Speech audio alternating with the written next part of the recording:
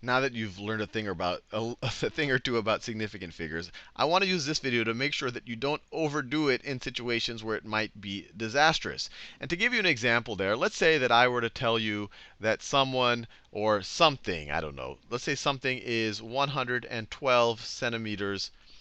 Let me write it this way: 112. Actually, let's make it interesting: 112.2 centimeters long, some object long. So there's some object, it's 112.2 centimeters long. You were able to measure to the nearest tenth of a centimeter of how long it is.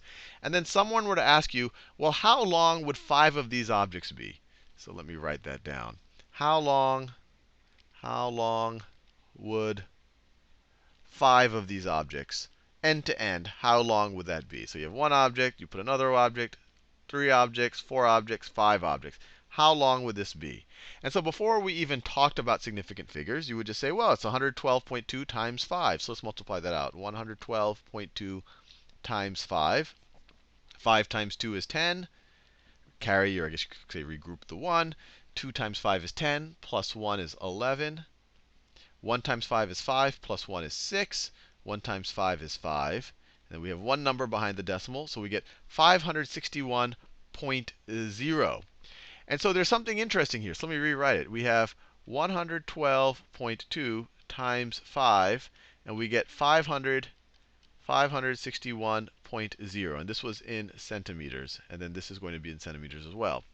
And then you look at the significant, and then now all of a sudden let's care about the significant figures. So in this, right over here, in this measurement, you had 1, 2, 3, 4 significant figures. 4 significant figures. But there might be a temptation for you to say, wait, I'm multiplying that by something that only has one significant figure. 5 is only one significant figure.